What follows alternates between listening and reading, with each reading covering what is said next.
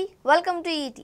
పవన్ కళ్యాణ్ దాదాపు 2 ఏళ్ల తర్వాత రెగ్యులర్గా సినిమాలకు డేట్లు ఇస్తున్నాడు. అధికారంలోకి వచ్చిన ఏడాది పాటు సినిమాలకు దూరంగా ఉంటూ వచ్చిన పవన్ కళ్యాణ్ పెండింగ్లో ఉన్న సినిమాలను పూర్తి చేసే బాధ్యత తీసుకున్నాడు.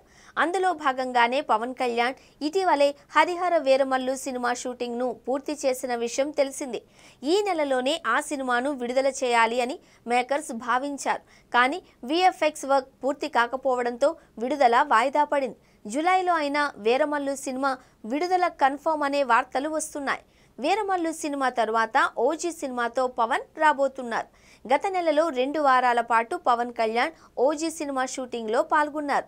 ముంబైలో జరిగిన ఓజీ సినిమా షూటింగ్తో కీలక సన్నివేశాల చిత్రీకరణ పూర్తి చేశారు అని సమాచారం అందుతోంది. మరో స్కెడ్యూల్తో ఓజీ సినిమా మొత్తాన్ని కూడా పవన్ కళ్యాణ్ పూర్తి చేస్తాడు అని తెలుస్తోంది. అతి త్వరలోనే ఓజీ సినిమాను కూడా పూర్తి చేస్తే బ్యాలెన్స్ ఉస్తాద్ భగత్ సింగ్ మాత్రమే ఉంటుంది. ఓజీ సినిమా షూటింగ్కు ముందే ఉస్తాద్ భగత్ సింగ్ సినిమా షూటింగ్ను పునఃప్రారంభించాలి అని భావిస్తున్నారు. విశ్వసనీయంగా అందుతున్న సమాచారం ప్రకారం ఉస్తాద్ భగత్ సింగ్ సినిమా రెగ్యులర్ షూటింగ్ను ఈ నెలలోనే ప్రారంభించేందుకు గాను ఏర్పాట్లు జరుగుతున్నాయి. పవన్ కళ్యాణ్ నుంచి డేట్లు రావడంతో ఏమాత్రం ఆలస్యం చేయకుండా ఉస్తాద్ భగత్ సింగ్ షూటింగ్ను ప్రారంభించబోతున్నారు. అందుకోసం ఇతర నటీనటుల కాల్ షీట్లను తీసుకునే పనిలో హరీష్ శంకర్ అసిస్టెంట్స్ పడ్డారు.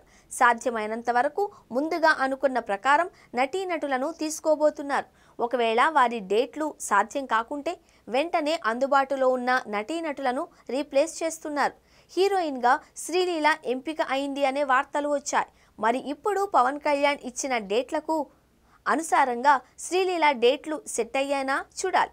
హరీష్ శంకర్ పవన్ కళ్యాణ్ కాంబోలో గబ్బర్ సింగ్ వచ్చి భారీ విజయాన్ని సొంతం చేసుకుంది.